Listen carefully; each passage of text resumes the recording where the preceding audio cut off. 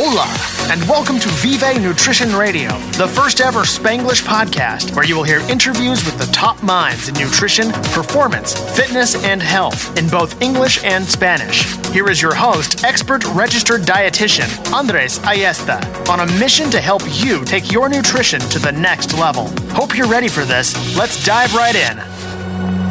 What's going on, guys? Welcome to another episode of Vive Nutrition Radio. This is Andres here. Super excited to have you guys back on the podcast on this awesome conversation I had today with my friend and colleague Astrid Naranjo. She is actually on Instagram at anti-diet or anti-diet_dietitian. So you need to make sure you go and check her out.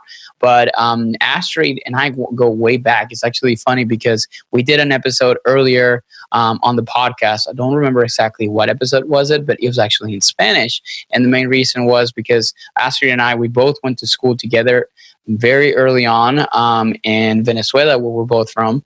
We went to the same school, Universidad Central de Venezuela, or Central University of Venezuela. And obviously we took our different paths, and she ended up in Australia, where she now is a practicing dietitian with a master's in nutrition and dietetic practice. She is a very smart cookie. She loves research and super into helping specifically women overcome things such as PCOS or polycystic ovarian syndrome. And help people, or just helps particularly women, developing a really healthy relationship with food. And she just calls, obviously, her Instagram non-bullshit nutrition. So she is definitely somebody that I look up to a lot as far as, like understanding, the nutrition aspect of things. And she's a person that does not really, Again, she's not BS for sure. So today's conversation was actually about, what did we talk about? I'm actually trying to think about. So we talked about the menstrual cycle of women. So this episode is going to be mainly for women. But guys, if you're listening to this, don't turn away or don't turn this off yet, because if you have a sister, a spouse, a wife, a girlfriend, this is important information for you to know, because my friend, this can actually get you some points if you understand the hormonal fluctuations of women throughout their menstrual cycle, and what can you do from the perspective of training and nutrition, as far as like helping them improve. So today's conversation was about like exactly what happens in the 28-day cycle of women, and what are some nutritional considerations, even on fat loss, that you need to start to implement for yourself to better grasp, control of your nutrition throughout this period. So specifically for people and women that have pretty intense periods and have intense PMSing and really terrible cravings and things like that. We talked about why those happen, what is the combination of things that are occurring inside of your body, like hormonally and your metabolic state and all those different things, and what are some of the things that you can do about that. So it was a fun conversation, and hopefully you will enjoy it a lot. Before I let you go, though, make sure that you check out our, I actually wanted to do an invitation. We're trying to invite a lot of people to this, because this is where all the cool kids are hanging out these days, which is my Facebook community. It's called Team Vive Nutrition, and it's a tribe of people that keeps growing. I think we're almost going to reach about 400 people, which is super exciting. It's a place where I educate. So I try to put out great content for you to consume and to get the most out of. And it's a place for us to hang out and share ideas and recipes and all kinds of different things like that. And I would love for you to join. Now, it's for people that are action takers and people that execute actions and want to really improve their nutrition and their lifestyles and create not only a physical transformation, but also of their mindset, which is actually one of the big mottos of Vive Nutrition, and really achieve an optimal state of performance. If you want to join, I'm going to make sure I link it up to you on the show notes, and you'll request to join, or you'll answer some quick application questions just to make sure you're qualified to join. And we want to make sure you're going to be a really good contributor to the community as well. So without further ado, I leave you guys to this conversation with Astrid Naranjo in hormonal fluctuations in women and nutritional considerations throughout the menstrual cycle. Have a good one, and see you guys next week. All right, guys, welcome back to another episode of Vive Nutrition Radio. I am bringing back, I think for the first time, a guest into my podcast. The first time that she came on here, she probably heard on the introduction, she actually came and spoke Spanish because she, like me, is from Venezuela, and she's a registered dietitian out of Australia, and a very smart cookie who I wanted to bring back to talk about a very interesting topic. But before we get into that, let's just go ahead and introduce her. Her name is Astrid Naranjo. Astrid, welcome to the show. How are you today? I'm very good. So glad to see you, and very excited. Yeah, I'm excited to have you back, and it's really funny because, like, last time we did it in Spanish, and we're doing it in English. But I think like the last time we talked in Spanish, we actually had a conversation about hormones. We talked about, kind of like the different kinds of approaches and hormonal responses as it relates to nutrition. But today, this kind of like conversation is going to be more geared towards women, of course, and because there's a lot of questions that have come up in the past, and I'm sure you get them working with your clients, I get them working with my clients, and many different people are having this kind of questions about the specific topic, which is like the female hormonal cycle. So I wanted to get right into it to talk about, what is and the nutritional considerations that come into play, and like, should women, like, I guess like the question that we're trying to answer here today in this podcast as like the main topic of conversation is, what should we or should women start to change their nutrition according to the time of the month?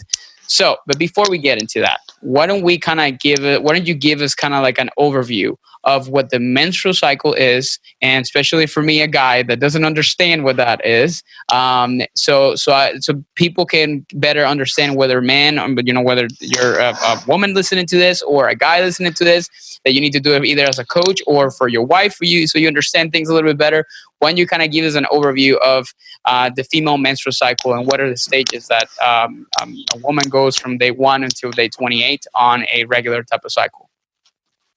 Excellent. Well, basically, what I want to talk about first is trying to understand what the menstrual cycle is. The menstrual cycle simply refers to changes that occur naturally in a woman's bodies to prepare her for pregnancy.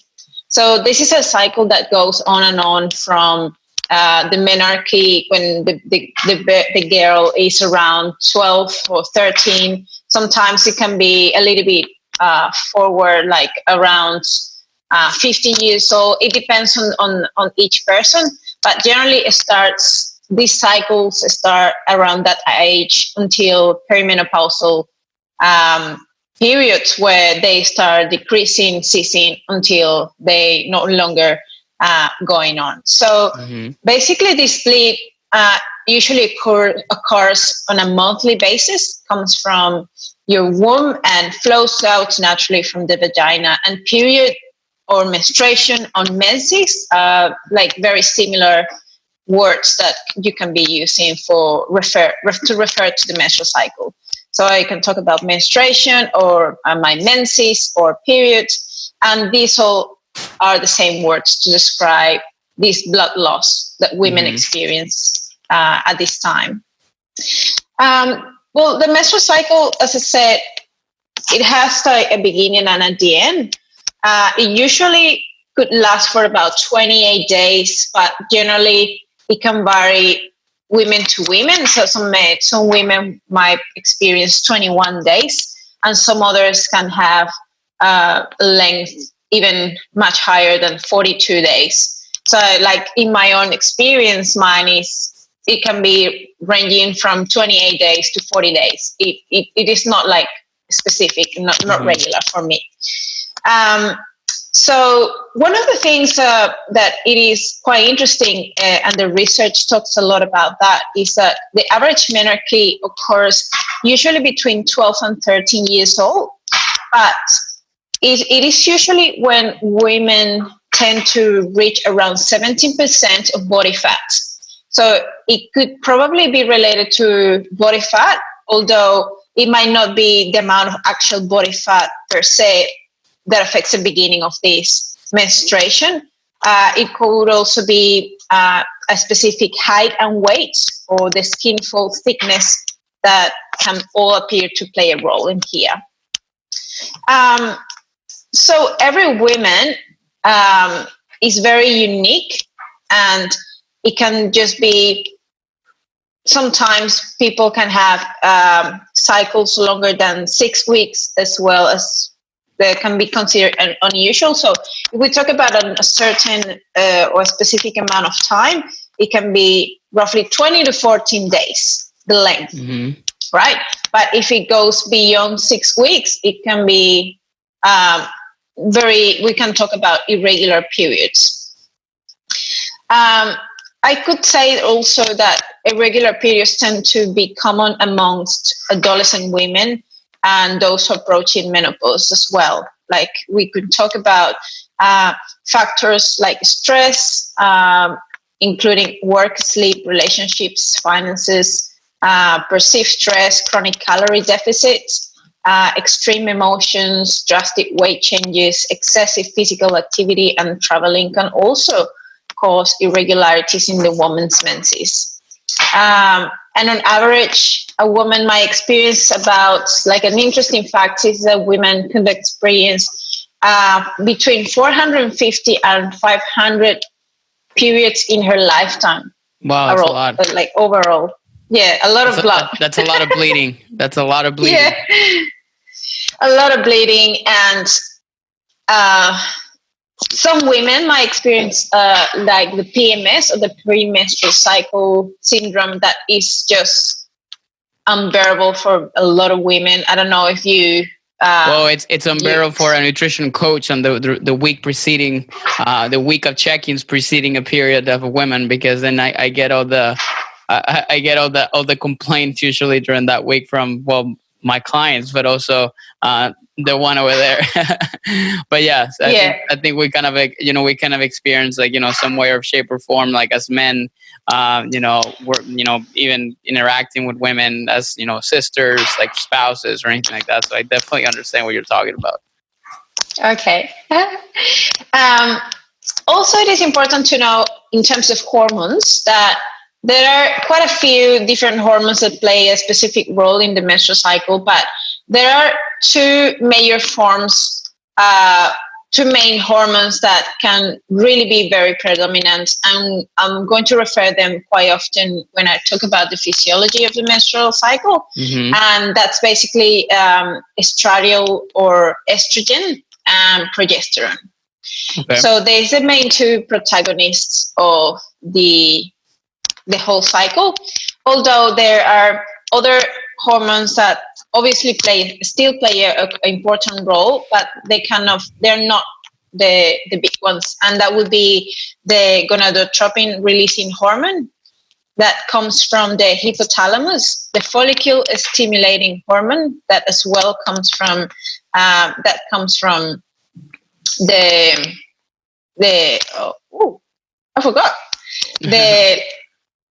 hypothalamus as well, and luteinizing hormone.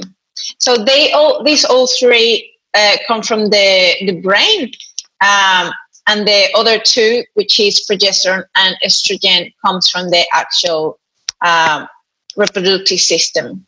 Okay. So if we talk about the physiology, we could say day one is the day of the first bleeding, and we consider that as the first day of the menstrual cycle, when the woman begins to bleed and the lining of the uterus begins to shed. So at this point, female hormones, especially estrogen and progesterone, are at the lowest point.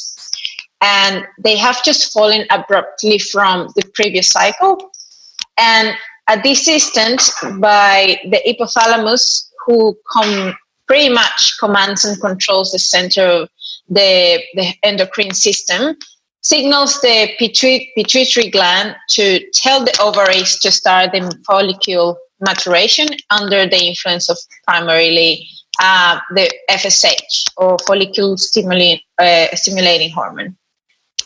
So meanwhile, the follicle containing the eggs starts to produce and secrete estrogen during the first 2 weeks, which is, we could talk about the first 2 weeks as the follicular phase. Okay. Right. So estrogen starts to increase as after the period of the woman ends, or essentially when she starts to bleed, estrogen starts to increase on that follicular phase in the first 2 weeks, from what you're saying, correct? Yeah, correct. So at the beginning, so day one, the estrogen and progesterone are they both in the same level. They're very low because they just have fallen from the previous cycle. So they start at the minimum, but follicular phase is characterized for estrogen be higher relatively to progesterone. So estrogen start rising, and close to the second week, when the ovulation comes to happen, is when estrogen kind of reaches the peak, the highest peak, right? So when I talk about the follicular phase, it is called this way because the follicle is developing, right? So during the first 2 weeks. Therefore, estrogen will be the first gradually increasing until it reaches peak in the second week, while progesterone will be still low but steady. Okay. Then we could also talk about two main phases within the follicular phase, like divided into early follicular phase and late follicular phase. And this is basically to refer to estrogen and progesterone levels relatively to each other. So in the first 2 weeks, in the first week, which is the early follicular phase, estrogen and progesterone are both very low. But in the second week, or the late follicular phase, you can see estrogen go up, rising, and progesterone is still quite low. Okay. So it is important to know that during the late follicular phase, the hypothalamus secretes another hormone, the luteal hormone, that will spike, signaling the follicle to rupture and release the egg. Okay. So this is important to refer to the ovulation, because once the egg releases from the follicle, so it's no longer attached to the ovary, and it starts going through the canal towards the womb, is when the follicle starts to becomes what we call the corpus luteum, which is kind of the signal of the ovulation is occurring around the 14th day of the average menstrual cycle. And the body temperature also rises. It appears that at the rising levels of estrogen that are secreted by the follicles are it seems to be kind of the primary trigger for the follicle to be released. Yeah. And it also triggers the surge of these hormones from the hypothalamus to start getting into ovulation. Okay. So it could be kind of a response coming from this communication of levels of estrogen signaling how much that the follicle is ready and now it's ready to be released. Based on estrogen levels, so you're saying it's kind of like a feedback loop, as in as the estrogen kind of rises up, it kind of senses at the hypothalamus level, so it kind of signals that kind of like luteal, what you were saying is that to release basically that egg in that ovulation phase. So it's related to estrogen levels, basically what you're saying, correct? Yeah, it seems like the actual estrogen levels will, as you said, will feedback loop to the hypothalamus and say estrogen is the levels that are needed, that are produced by the follicle, and the follicle is ready. So it's ready to be released. So the luteal hormone is then secreted by the hypothalamus and signal, now it's time for you to be released. So the follicle gets released. And that's where the follicle becomes the corpus luteum. Okay. Is that all right? Yeah. So, That makes sense. Is that all clear? Okay. Mm-hmm. So once the ovulation marks kind of the beginning of the luteal phase, obviously this name comes from the formation of this corpus luteum that start beginning to secrete the second hormone that we just mentioned initially, that is the progesterone. This one will be only released by the actual corpus luteum until the cycle ends. But if the actual follicle or the corpus luteum is fertilized, will get to get the progesterone will not longer be produced by just the actual corpus luteum, but by the placenta of the baby. Okay. If that gets fertilized. So let's talk about the luteal phase. Luteal phase is basically when progesterone start taking place after the first rise. Like it's been steady in the follicular phase. Now it is going to start increasing slowly in the first week of the late luteal phase, and then the fourth week is when it peaks the highest and then drops drastically. We could also talk about early phase of luteal phase and late luteal phase. So early phase or early luteal phase can be the one that progesterone is still rising, but estrogen levels are still very high. Now, late luteal phase, progesterone levels are relatively higher to estrogen, but both tend to be kind of in the same level, and then they fall off very quickly. And then at the end of, once they fall both down again, if the egg is not fertilized, is when the cycle starts again. So that's basically the summary of what the menstrual cycle is. So nice. The only thing that would I don't know whether you have that question from many women, is that there's one caveat is when women are on hormone replacement therapy or contraceptive pills or hormone secreting IUD like Mirena, because these ones contain either estrogen and progesterone by themselves. And so when you look at the levels and the production of these hormones in the blood, they tend to not have the same natural or regular rhythm that you will find it in the normal menstrual cycle. So you could see that the levels of the estrogen and progesterone through the whole cycle are very steady. There's no ups and downs or no stimulation of the follicles. So that's why women tend to not get pregnant and just have that very steady levels of estrogen and progesterone. Okay, that makes sense. So I guess so separating, just to summarize that for people listening in so they understand. So just in summary, so there's two main phases that can be split into like two mini phases each. So you have the what we call like the follicular phase, which is kind of like separated or characterized by starts off at like an early follicular phase where it's kind of FP, in which progesterone and estrogen levels are kind of similar, but then you start to see the estrogen starting to rise up. And then you get into like the late follicular phase where estrogen is kind of peaking, progesterone starting to kind of like say around the same. In that moment, obviously, that's when we switch over to ovulation, which is when like the little egg is kind of released and now switches into like the luteal phase, which it also can be separated into two.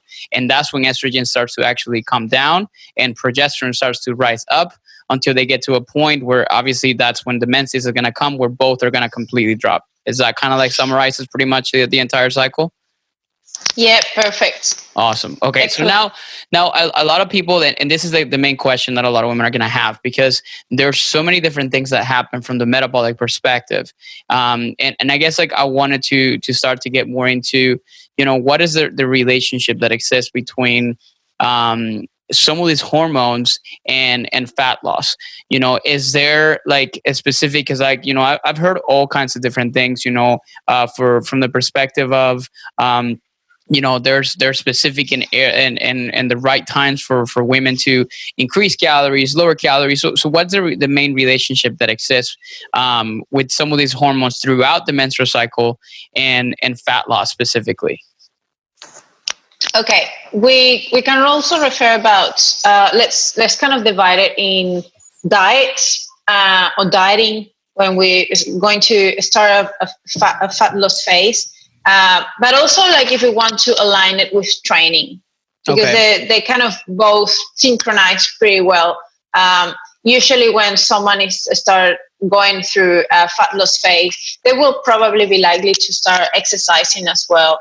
Ideally, resistance training would be optimal, but if it comes to referring for example, to an athlete that is more like endurance athletes, we can also see that performance gets affected by where the menstrual cycle phases she would be at is when she's starting, or whether she's actually continuing on a program, whether she's going to respond same in terms of strength or in performance overall. Okay. So if we talk about diet, we should also always refer to the same two phases, the follicular phase and the luteal phase, right? So they can be periodized as with the training and diet really well as an element to optimize the fat, weight loss, and body composition. This is only a tool that I see it this way. It is not always like that relevant for every woman, but it can be very useful for many women. Not all will have or respond the same to, like, for example, I'm sorry I deviate from this, but like a real life example is that I just my menstrual cycle recently started 2 days ago, and in my first day I felt really good, and my strength actually went up, skyrocketed, and I actually felt I hit a new PRs when I was doing some of my weight training. Mm-hmm. But the second day, which should be kind of similar to the first day, I actually, because of I had pain, I felt swollen, inflamed. I didn't perform as well, even though I was trying to attempt to do other sort of exercises that I was trying to aim for higher strength and higher performance, but I wasn't feeling my 100%. So it can be definitely good to know that you might respond really well if you see it as on the big picture. The first 2 weeks will be the best ones for performance. You have the more insulin sensitivity. You will have less hunger, much more energy, and you definitely feel like the performance can be optimized in these 2 weeks because of the role of estrogen being the one that is higher relatively to progesterone, and knowing that estrogen is kind of it's known as a fat burning hormone, or relatively that this hormone can really have an effect on be the prime for make this time for building muscle, burn some fat, and be less stress sensitive. Whereas when we go and refer to the late luteal phase in general, we'll find that there's completely the opposite. Females are much more sensitive to stress. They're more likely to get more get into the risk of emotional eating. They're less likely to build muscle because estrogen is lower, and they a little bit less insulin sensitive. So that's why they tend to be a bit higher. They have higher cravings, and it's like a slight behavior of like a diabetic. When you're not receiving enough insulin to your muscles, the glucose you eat, or the glucose that has been absorbed from after you've eaten, is not getting to your system adequately. So your body perceives that it's not receiving enough energy, so you start craving for more food to try to compensate. So so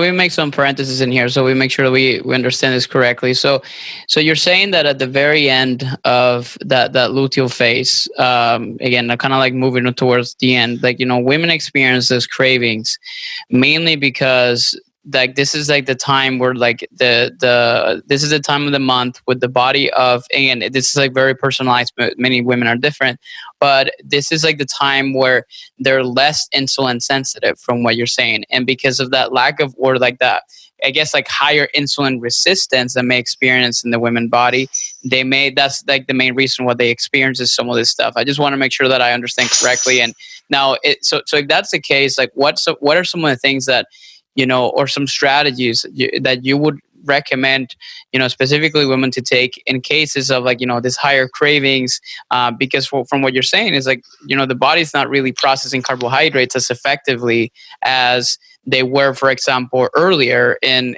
their phase. So what are some nutrition strategies that you as a dietitian would recommend somebody, as you're working with them, especially somebody that is like really like are struggling on a fat loss base and a calorie deficit, and they're really, trying to figure out how to go about those kind of like really intense cravings? Because we both know that a lot of times compliance and dieting is going to be affected by hunger levels and some of these different things. So what would you do, or like what would be some practical applications that, women listening to this podcast could take away at that specific time when those cravings are actually so higher because of like the reasons that you're explaining? Yeah. It is definitely something that we, for me, for example, as women, I would say it comes down to know your body and know how you respond, and basically trying to have a mindset of flexibility rather than being too rigid and saying, well, because I'm in a specific program, I need to lose weight, I have to be very, very strict. Sometimes as a coach, I would say it is really important to also understand that this might happen and just let them know that it's okay to have a little bit of chocolate or have something that they're craving for rather than restricting it, because then that can be a higher trigger for binge eating around that period. So I would say it is all about trying to understand how each woman respond and try to adjust for it. Actually, there was a study where when they studied how they would train and their performance and the eating and eating behaviors throughout the menstrual cycle, they actually in the study allowed for women to have a piece of chocolate within their calories. And that made a huge difference for them to kind of reduce the likelihood of binging or eating much more calories. They were still accounting for that amount of chocolate within the overall total calorie intake. And that was basically something that helped the adherence of women throughout the study, but at the same time to kind of be compliant with the program. And this was So a caloric. This is a caloric restriction when the study you're talking about. Yeah. So they were they had a restriction, and they measure the body fat at the beginning and at the end, and also how they were responding in terms of performance, strength levels, and you see that they were able to have obviously show less strength in the last 2 weeks compared to the first 2 weeks. A slower pace if they were having like endurance, or like a lower response to high demands of volume in the last 2 phases. But at the same time, when we refer to diet, they were able to manage a little bit better their cravings because of that allowance of the chocolate and some of their favorite foods that the girls wanted to have. Okay. So that increases the adherence. One question I wanted to ask you too, as far as like metabolic rate, because I've always been curious about this. Does it change throughout the menstrual cycle? Specifically, like do you, from the research, have you see often that there's an increase, for example, in calorie expenditure in different stages throughout the menstrual cycle? And could that be the reason why we explain, like, obviously increased cravings throughout, the end of that luteal phases, like, preceding menses? And is that something that we should adjust accordingly? So for example, let's say you're getting into that week 3, week 4, kind of like getting into day 20, day 24, before like the period comes, should we be increasing or altering total calorie intake to kind of help in the process, or does it change? There's a slight increase of metabolic rate because once the ovulation starts, there's an increase of body temperature as well. So this body temperature is where relates to that increase of metabolic rates. But basically, there's also the relationship between these two hormones, estrogen and progesterone, affecting also like some of the production of serotonin and GABA, which are related to relaxation or cravings. So like an interest fact of estrogen and progesterone in the expression of these ones, they can express in the brain, in some regions of the brain that are involved with emotion, cognition. And this also can have like a relationship to the expression of these regulators, like the serotonin, for example. Like estrogen is primarily associated with serotonin, like self-esteem, relaxant, feeling good appetite, controlling brain chemical, and dopamine, which is a motivating and focusing brain chemical. But when they low, this can be associated with estrogen is low, which is obviously something very particular in the late follicular, in the early luteal phase and late luteal phase. We see that there's more difficulty on making decisions, likelihood of compulsive eating, low self-esteem, and constant worry. Whereas progesterone, on the other hand, is a typical associated with GABA, which is the major relaxing of the brain chemical.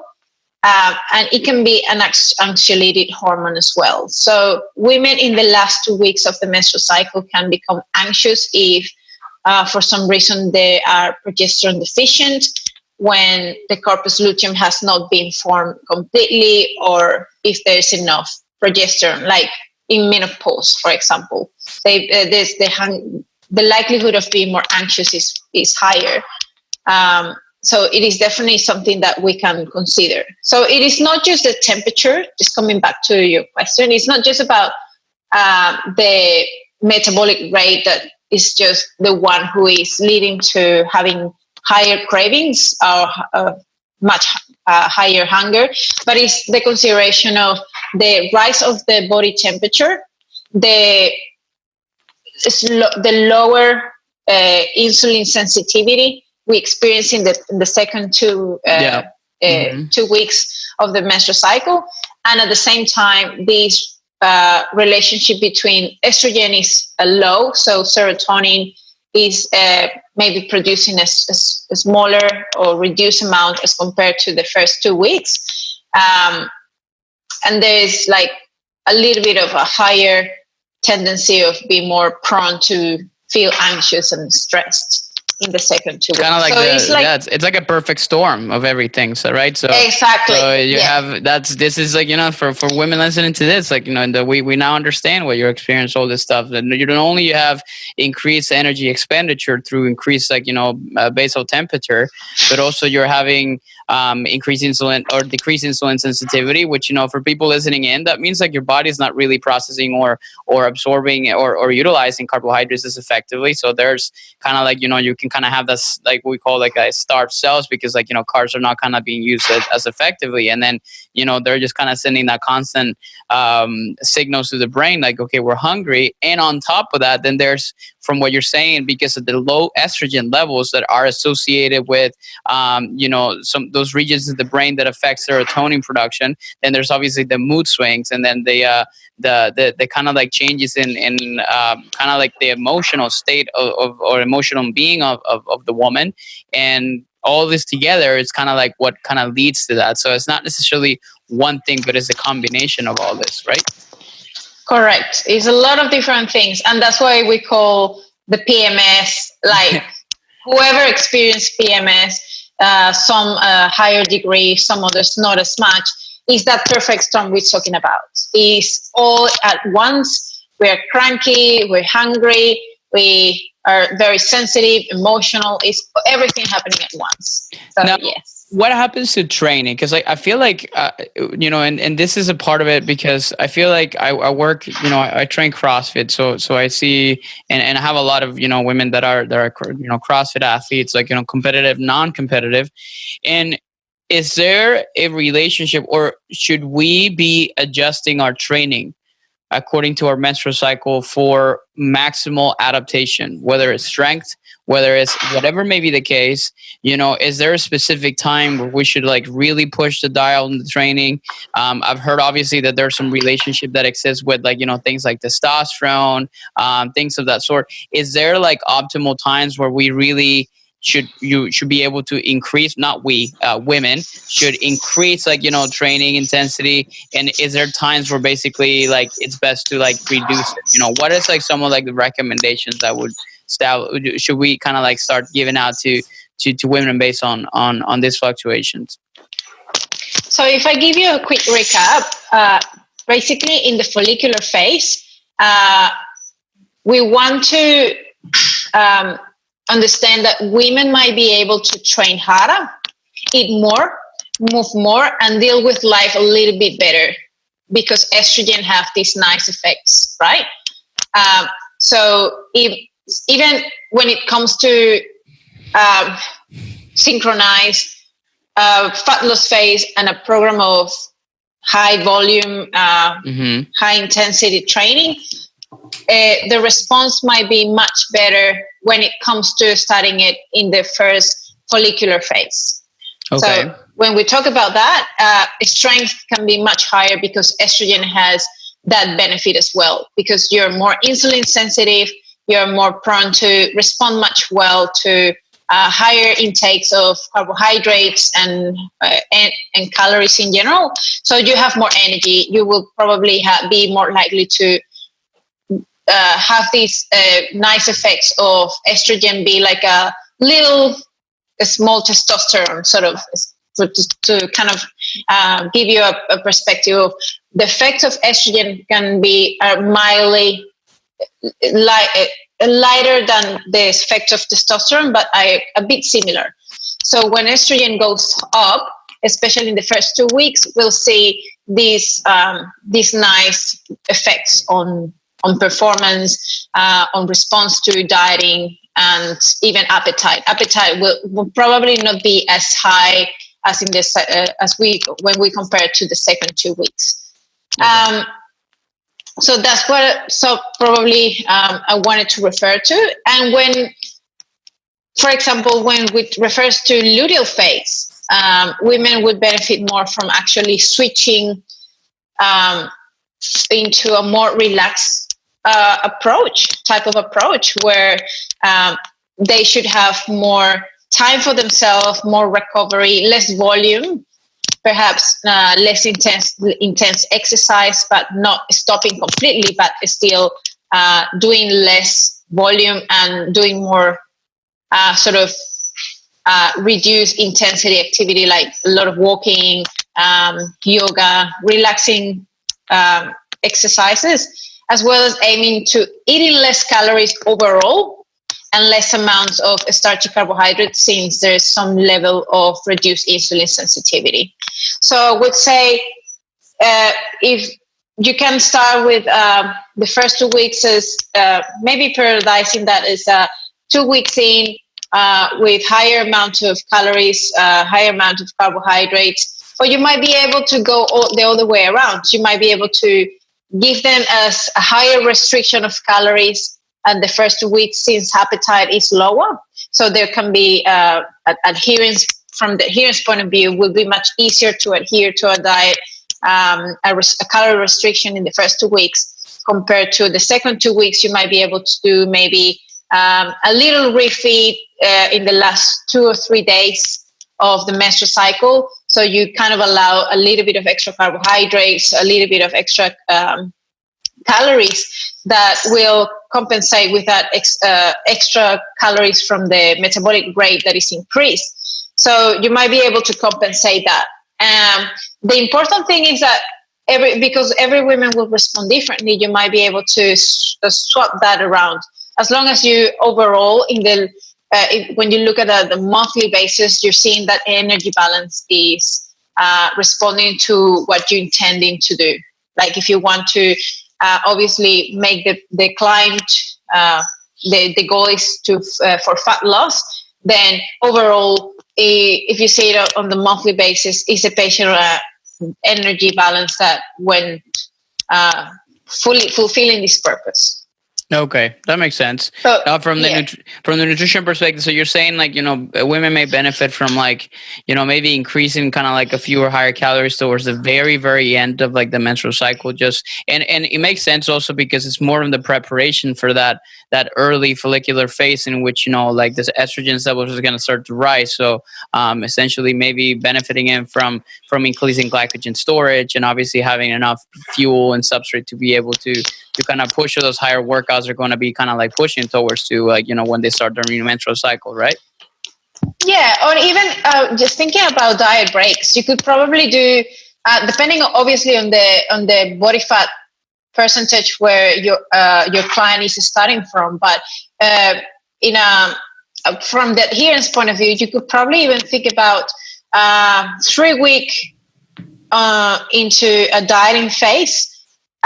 And allow a sort of a maintenance week, where is obviously the fourth and final week of the menstrual cycle, where PMS is likely to occur, appetite is likely to increase. So you're kind of allowing your client to have higher calorie allowance, a little bit more flexibility, and not as restricted. So you kind of giving her the opportunity to have that week of restoration, recovery. You do it like a little deload. You could probably periodize that with a deload maintenance phase. It goes leading well up to the first week again of the menstrual cycle, when you can restart your programming on, calorie restriction again, high intense or high volume training. So I think that goes really well with a lot of clients. Now, what happens, does this apply also because of what you mentioned earlier about women that are either on hormone replacement therapy or oral contraceptives, or even the IUDs, since the secretion of estrogen and progesterone is more leveled, does this thing still apply to them? or do they apply differently in your opinion? Or what are some like considerations for women that are actually have some sort of a contraceptive strategy at this point? It is a little bit harder for women using hormone replacement therapy because estrogen and progesterone will be suppressed, and because they low all the time for most of the as a response of different hormones, these external hormones that are being suppressed. I would say that it is not going to be obviously the same. Maybe they might still respond well to periodized training and nutrition, but they won't have this sort of PMS period or these higher energy and cravings compared to the first 2 weeks. So they actually might respond as normal, like just normal. Like you probably won't see. You won't see it. That this won't apply. The things that we've been discussing about the first 2 weeks and the second 2 weeks might not be applicable to these women, because if you see a chart comparing how progesterone and estrogen fluctuates over the menstrual cycle over the first the 4 weeks, in a normal person that is not using any external hormone therapy, you'll see that estrogen goes up, goes a little bit lower, and then spikes up and then drops. Progesterone stays steady and then rises and drops. So when you compare that to the hormones, you see like in a chart, these two lines, progesterone and estrogen goes all the way flat over the 4 week. So you might not experience all of these mood swings and the effects of ups and downs of the progesterone. I think it's like highly individualized, and I work with a lot of women that some of them tell me like, I don't really get periods, or like, I got a period this week, but also there's some that they still sort of regular, but then it's not the same level of, like either PMSing or like they just don't experience the kind of to the same extent, the same kind of feelings, comparatively speaking, to just when they're not in any kind of contraceptive. Now, I wanted to ask you, just to kind of wrap up on this conversation. I know you posted a while ago, and I wanted to know your thoughts on this, because I've heard this concept, and there's one client that asked me recently if I knew anything about seed cycling to balance out hormones.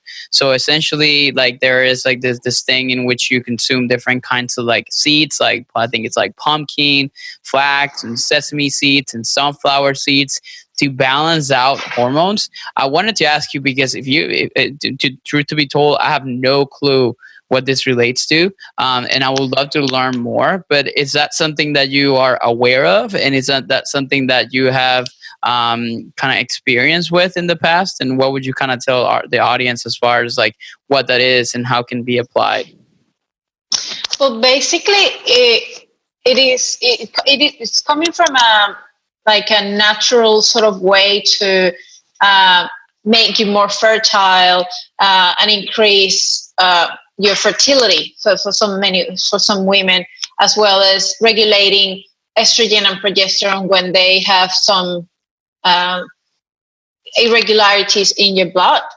So it is definitely something that hasn't got a strong evidence to support in terms of whether you use it or not. These seeds won't have this huge effect as it is claimed to be. I actually trying to look for the post so I can refer to it as well. But basically, you want the literature doesn't support that is an effective way to prevent these hormones to have their effect, or just basically it's like a naturopathic treatment that doesn't have much impact. I understand that there's some like the phytoestrogens, which is essentially the estrogenic compounds and that are present in certain plant-based foods, and from what I understand, it's like they can actually help from the this is obviously the people on naturopathic medicine that kind of claim some of this stuff, that they can kind of help kind of balance out or increase, because their phytoestrogens increase or decrease kind of like those levels of estrogen, and obviously can affect and alter in some way, shape, or form, obviously like hormonal levels. So that's kind of like the idea that supposedly exists behind that. I just thought somebody asked me the other day, so I think it was really interesting because something I've never heard of it, but then I started reading a little bit about it. That's basically what I understand from it.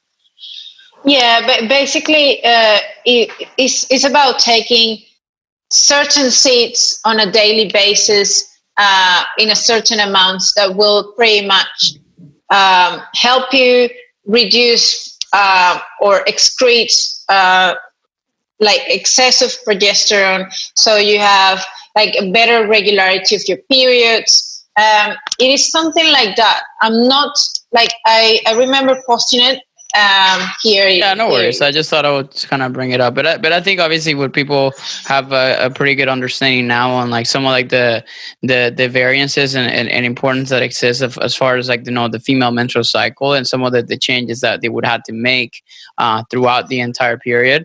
Pun intended, and I feel like that's gonna be the main thing. So as we coming kind of like to the wrap up part of like this conversation, anything else as far as like the menstrual cycle that you feel like that we haven't covered here today that you may get as far as like a lot of questions, or what are some like the last maybe bullet points that you would tell, I'm gonna say women listening to this, or like guys, if you're listening to this and you obviously want to make sure that you learn this for like your spouses, wives, sisters, mothers, whatever may be the case, make sure that you listen up. Is there anything else that we haven't covered that you feel like would be helpful to share with the audience? I think we covered quite a lot of it. I would just like to emphasize in terms of practical implications that all the processes and physiological responses within the menses tend to be exceedingly variable in women. So this can be very important for some, but not all women will respond the same. So each woman might benefit from perhaps a good way to kind of set the ground is to make sure each woman at least can do their own tracking of their body temperature, the mental state, weight, cravings, and appetite through a couple of months to get an idea of how the body responds.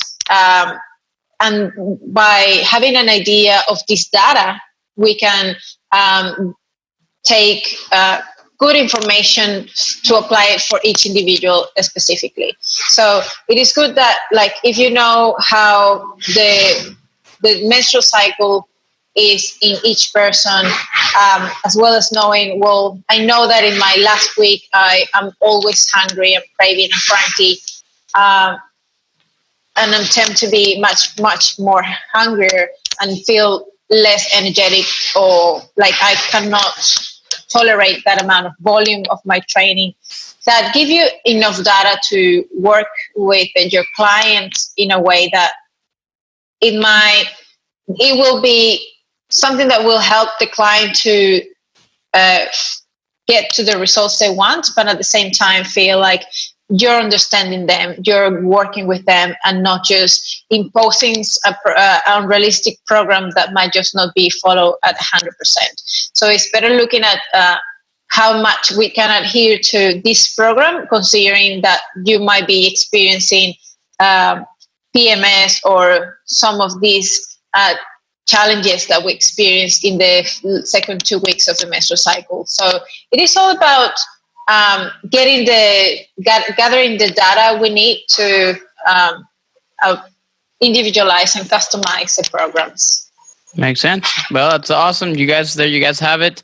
Of course, it's like, just like nutrition is highly individualized, but I do agree with you. I think like one thing that a lot of women may benefit from is like you really self-reflecting and kind of creating a good journaling system to understand exactly, specifically in weight. And I feel like a lot of times, like women that start working with me, they get freaked out about like the weight fluctuations because they just kind of start to look at individuals, points on the scale like once a week or something like that. And I usually tell them, like, if you really want to get a better understanding and idea of what's going on, weigh yourself every day for 2 months, so you know exactly what are like the variances, the ups and downs that exist, and all these kinds of different things like that. And obviously you hear people that, the ditching the scale mentality, and I'm like, listen, if you want to create awareness around where you're at and to better understand your body, you need to create a overall relationship, not only with food, but with your body, but also with your weight. And I think that's a good way to start, so you understand what happens and you don't start to freak out simply because you're too afraid to kind of step on the scale because you were retaining water at the very end of your menstrual cycle. And then obviously that's what's going to be representative of like your entire month. I feel like a lot of times like women are too they just kind of cringe a little bit because of that factor, especially when they're supposedly trying to improve their diet, and then they're trying to follow a program, and then they just don't see anything happening because they just base it all off on specific time points, specifically during that time, like the time of the month comes. So I think it's very important to emphasize some of those things. So yes, definitely. You mentioned something that is very important. Looking at the scale, mainly just train your mindset that looking at the scale should be something as a collecting data point rather than associating emotions and attaching emotions to it. And I can say it from my own experience. I just weighed in one day before my menstrual cycle, and I was 1 kilo less than the next day. It was like 67, and the next day it was 68. It was like in one day. It was like if I was myself 3 or 4 years ago, I would have freaked out. Like, it is immensely important to understand the scale is a good representation of what the body weight is, but it's not telling you what is that weight coming from. Yeah. Whether it's fats, it's water, is food that you just ate, like it could be anything. Yeah. So it is important to know that. So basically, just to wrap it up, we need to know that what works for you helps you. Just make sure whatever you're doing, that's going to be working for you. Just stick to and try to be adherent and consistent with your plan to achieving your goals, and just make sure that you can periodize that according to your needs, rather than thinking, oh, I have to reduce my calories here, increase my calories there, start with low training and then increase my training, or opposite, the other way around. Yeah. It is all about what works for you. So it is trial and error until you find the perfect formula for you.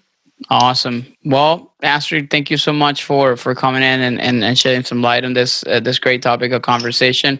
Where can people find you? And you said it on the previous podcast, but now it's in English. Where can people reach out to you, chat with you, talk to you, and get in touch with you so they can get more information?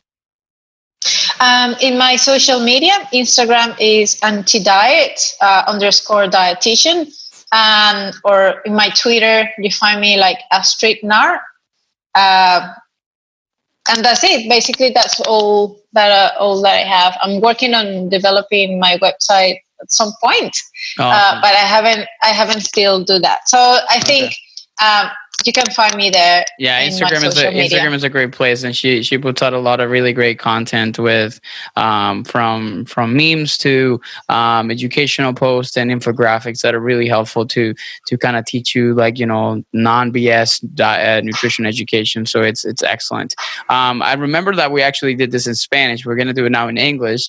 We're going to do some rapid fire questions to close it up, and we'll call it the day or the night for me. She's in Australia, so obviously different time zones. So the first question, and we'll go straight into it, is going to be, what is your favorite exercise? Oh, Now I'm a bit obsessed with a clean and jerk. Nice. I told you that before was the deadlift, but now Nice. I think I'm getting into clean and jerk. Nice. I was just doing some heavy dose yesterday. That's excellent. Question number two would be, what's a book that you would recommend people to put on their shelves and that you should, or that you would gift to somebody? Any book. I think I really like, I started reading the book of Brett Contreras, The Glute Lab. Oh, nice. And I think that one is a really good one to read.